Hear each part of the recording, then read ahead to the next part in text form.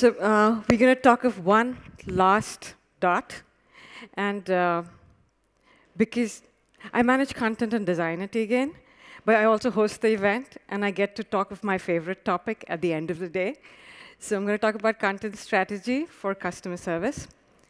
So it's something that we all do. It's a very simple ask. You have to get customers the answers they need when they need it. The ask is a simple one. The success rate for organizations doing it is not very high. So what we find are that content projects fail, and fail very spectacularly. And there are two common failure scenarios. There's one of content chaos. I'm sure you're familiar with it. Most content teams never feel they even see the finish line.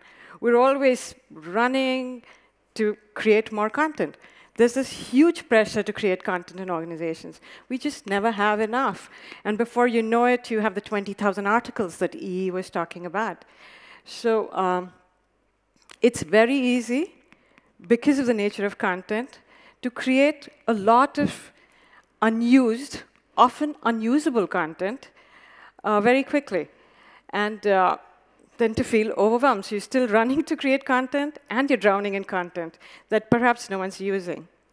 There is a second failure scenario, that of escalating content cost. So have you heard of the content paradox? Maybe I've just made it up. But you know that notion that the more you spend on creating content, the less likely are you to get ROI from it? So content costs, because of the nature of creating and maintaining costs, can go through the roof very, very easily and quickly. And we see it in organizations big and small, that before you know it, you have a lot of content. You've spent good money on it. It's still not enough. And you're spending more to create more content. And you're also drowning in content. So now that I've painted the failure scenarios out for you, let's see how we solve it. What are the dots that we recommend you connect? There's some guiding principles that I'd like to go through before we get to the dots. Or actually, there are two big dots. We really look at two things when we look at content strategy for customer service. We look at questions. What is it that your customers are asking? We look at the answers that you need to provide. Those are the two big dots. So what are your guiding principles when you go around creating content for customer service specifically? We have our own version at eGain of the KISS principle. You've probably heard of it. Content people like to talk about it a lot. Keep it simple, stupid. Mind my language here. We make it easy. We like to talk about easy, keeping things easy. So keep your content effort easy. Guiding principle 1. Be lazy. Don't run. You know, stop to smell the roses, breathe deep, do all the good stuff, yoga, flex, everything. Don't run at any cost. And keep the quick value goal in mind, and plan. Planning is important. Your content project is doomed to fail if you don't plan. So keep these in mind. Let's go back to the dots, the questions. So what is it that your customers are asking? What we recommend is don't start writing anything without having identified your questions. You need to source those questions. Questions could be your search terms on your website, the calls coming into your contact center, good analytics that you're getting, but figure out how you're getting access to the questions that your customers are asking. But not all questions are equal. We have this notion of the right questions. So what makes a question right or appropriate for your content team? How often is it asked? You've heard of the 80-20 rule or the eGain quick value rule. Go for low-hanging fruit. Go for things that are asked often. The other thing to keep in mind is how are customers asking those questions? What is the language that they are using? Very often what happens when we categorize inquiries coming into contact centers, we often lose the language that customers are using. We map the question very early to a category that we've come up with. And that often leads to problems when you're creating content. So if possible, don't know your sphere of influence, but stay with the actual questions as long as you can. And when you're sourcing the questions, make sure that you look at all the different ways of asking that question or similar questions. So what is the customer's language for asking or describing that problem? I think Ian talked about it earlier today. We call it the perception layer. How does the customer perceive that issue? What is it that they are thinking is happening? What is their mental model of the problem? How are they saying it? What are all the related things that they're saying? So get this stuff right. And then go to that one right answer. You'd be surprised at how often we still deliver different answers across channels and across agents. Today might be the day for bad travel stories, but when I flew into Heathrow on Wednesday, I had a baggage issue, and I got 2 different answers from calling into the contact center. The first time, they said my bag hadn't arrived, and I found that hard to believe because I was at the airport in advance. And I called again, and they said, no, the bag was there, but it was not where it was meant to be. So that problem still exists of providing that one right answer and also getting your customers to trust that answer. So they don't need to answer shop. They don't need to try different ways of getting in touch with you to kind of calibrate, OK, this is the right answer. So what do you need to do when you start creating on it? So you have your questions. You worked out the most important questions to answer. What do you need to do to create that answer? If we've talked about it a lot today, there are ways of leading to that answer. So if it's a procedure, set it up as a guided process, do all that good stuff. But that little bit of content that you're leading to finally, what do you do with it? First thing to figure out is who has the answer in your organization. Is it the team that's authoring the content? Is it another team? And depending on that, set up the workflow. So what is the easiest way to create that answer, knowing who has it, knowing who are the people authoring it? Is it a single-person authoring team? Is it someone who knows about authoring? Is it your support staff that's also tasked with authoring? So just keep all that in mind. What are your review requirements? Do you have any legal considerations? Who needs to look at the answer before it's published? Do you have a need to publish things as emergency information? Do you have to shortcut your regular workflow to get past? So all that needs to be worked out when you're thinking of the answer. Is it a known type of answer? So I can't stress the importance of actually doing an audit. So when you figure out what your questions are, you have to look at, OK, what kind of answer is a question is it? It could be answered with a how-to answer. People want to know how to do something. Or maybe just reference, they want to know the policy for something. They want to know your shipping expectations. So is it a known type of answer? And for content teams, what is important is then to figure out, are there templates associated with that type? Do you have a style for writing that kind of content? And again, at this point, pause. Do not write an article of a new kind without first creating the template. However, quickly, but brainstorm about, OK, what needs to go into it? One of the things we still see a lot of is the lack of templates. What do templates do? They add structure to your content. They add meaning to your content. Something as simple as tagging content headings is heading 1, 2, 3 immediately adds meaning to that part of your content. We've seen articles that look like headings, content that looks like a heading, but it's only pretending to be a heading. It's actually not tagged as a heading. So when it's taken out, it won't actually be considered as a heading. And that leads to that particular piece of content not doing its job that well. So is it a known type of answer? If not, pause, get that type figured into your system, or whatever, just a simple template for it. And then the most important one, it could be the right answer today, but how do you ensure that it stays right? Will it be valid tomorrow, the day after? How do you keep your answer updated? If you don't plan for it when you're creating it, it's very likely that you'll have out-of-date content. And it's all associated with that same notion of where is the content coming from? Which group is responsible for that content? How are you associating that information with the content? What is the type and template? Are you building in some kind of expiration date? Is there a trigger for reviews? Or is feedback the trigger? So just figure out what is it that ensures governance or keeping that content fresh.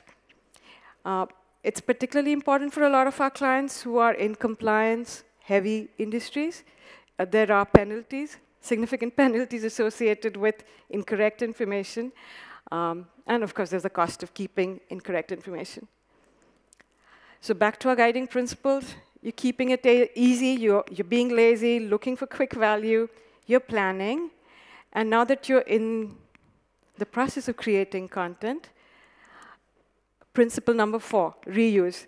This is absolutely the biggest goal of every content person. That I don't know your sphere of influence, but you have to make sure there are no silos. Different people are not trying to write answers to the same kind of question. And they're not writing answers in different containers. That it's the same container being used to answer that question across channels. But single sourcing, we all live by single sourcing. We do it in lots of ways every day. You're single sourcing to personalize. You're single sourcing for, a common scenario would be to single source the same information so that the customer sees one part, the agent could see a little more. But it would be the same article. What we caution against or remind ourselves about is that you have to keep it easy. If single sourcing is getting complex, don't do it.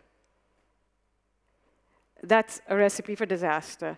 The moment you're personalizing where you cannot keep your personas in your head or the number of tags that you have to deal with, just don't do it.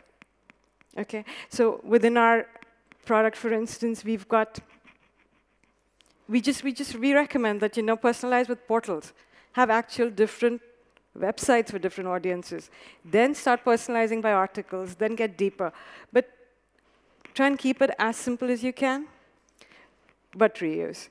Don't create 2 answers where one could do. And finally, housekeep.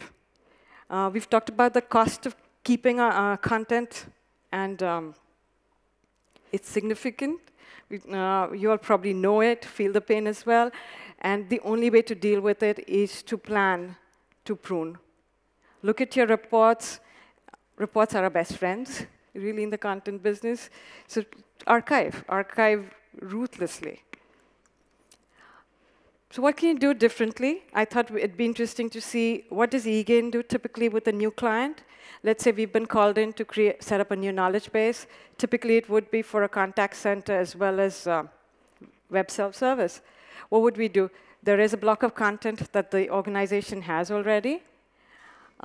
We identify essential content. The top question. For retail, it could be the shipping question. It could be like one question. Or it could be the actual FAQs, the top 5 questions that are being asked that you need to answer. What would you do with that? Depending on the nature of the existing tool, if it's significantly useful or sophisticated, you could leave the content in there, or you could actually create it in the eGain system, decide to migrate. But basically, you need good access to that content. With content that you think is used, but not as often as the other one, the first category, what you do is you make it available immediately. You federate. But it's only over time that you decide to migrate to the new system. Don't move anything that you're not 100% sure of. And finally, no, not finally, there's another category of content that's used occasionally. What we recommend is federate, and then keep seeing, like, is it beginning to be less useful?